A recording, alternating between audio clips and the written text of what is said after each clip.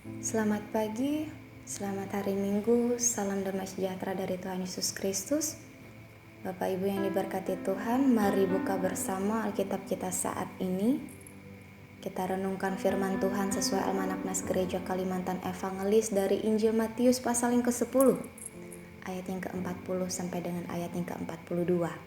Dengan perikop, Yesus membawa pemisah, bagaimana mengikuti Yesus. Sebelum kita bersama membaca, mari berdoa terlebih dahulu. Kita berdoa. Bapa Surgawi, terima kasih. Saat ini Engkau masih izinkan kami untuk bersama-sama merenungkan sabda firman-Mu. Kami mohon urapilah kami masing-masing pribadi dengan kuat kuasa Roh Kudus-Mu pun dengan hamba-Mu yang akan menyampaikannya. Sehingga kami sekalian saat ini beroleh kekuatan. Amin. Injil Matius pasal yang ke-10 ayat yang ke-40 sampai dengan ayat yang ke-42 berbunyi demikian. Barang siapa menyambut kamu, ia menyambut aku. Dan barang siapa menyambut aku, ia menyambut dia yang mengutus aku. Barang siapa menyambut seorang nabi sebagai nabi, ia akan menerima upah nabi. Dan barang siapa menyambut seorang benar sebagai orang benar, ia akan menerima upah orang benar.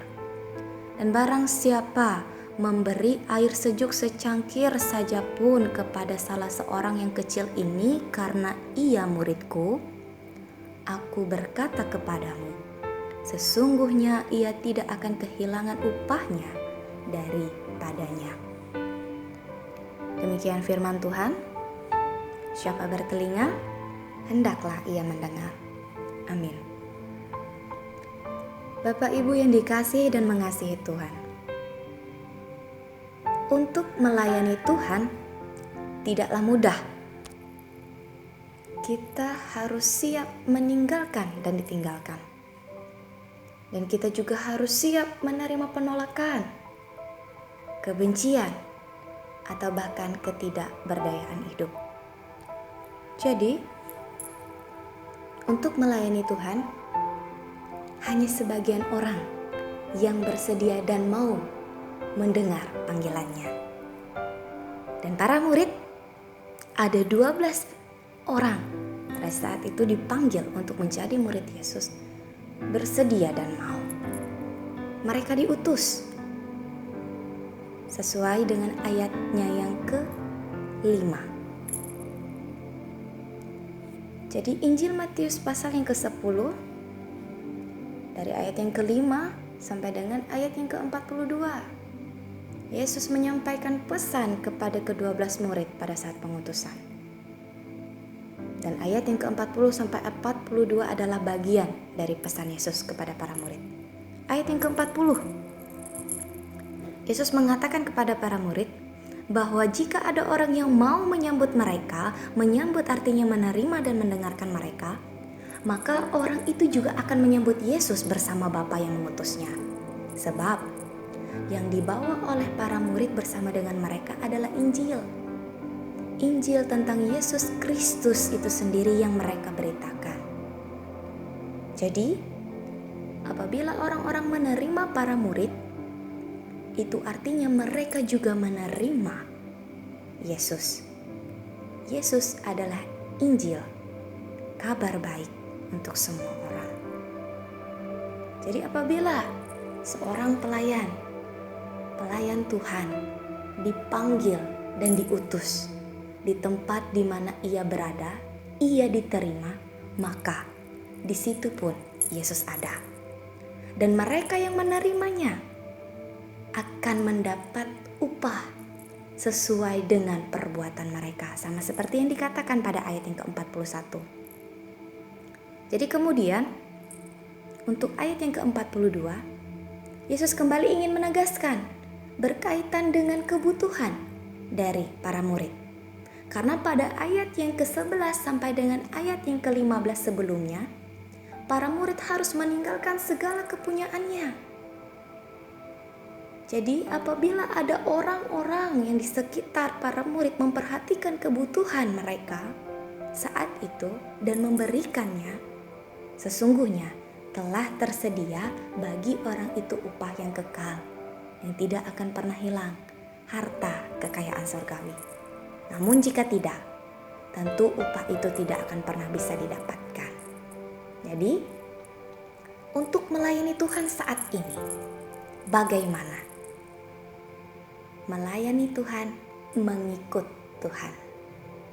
Perikop menyatakan bagaimana mengikut Yesus.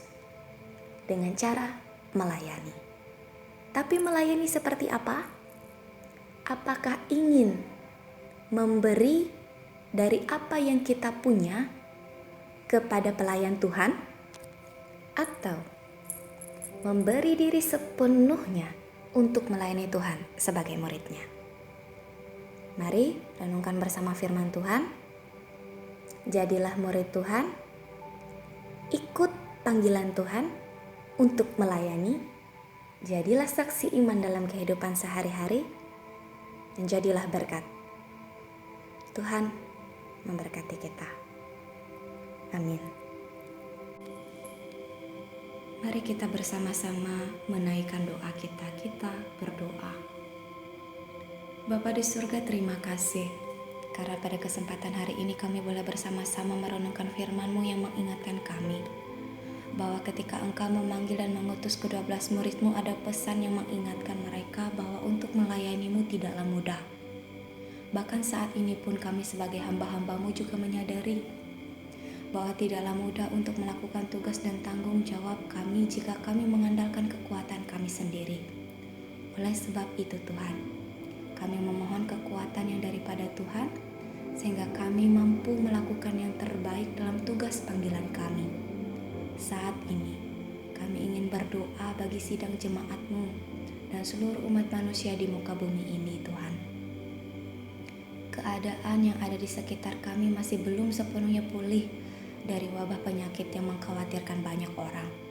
Mari Tuhan, Engkau tetap jaga dan lindungi kami, jauhkan kami dari sakit dan penyakit, dan biarlah kami bisa mengabdikan diri kami kembali, melakukan segala tugas dan tanggung jawab kami dalam kehidupan kami sehari-hari. Dan ketika kami berada di tengah-tengah himpitan, mampukan kami untuk bertahan, biarlah Tuhan menganugerahkan kekuatan bagi kami, sehingga kami bisa memberikan dan memperlihatkan kepada banyak orang bahwa Tuhan ada beserta dengan kami.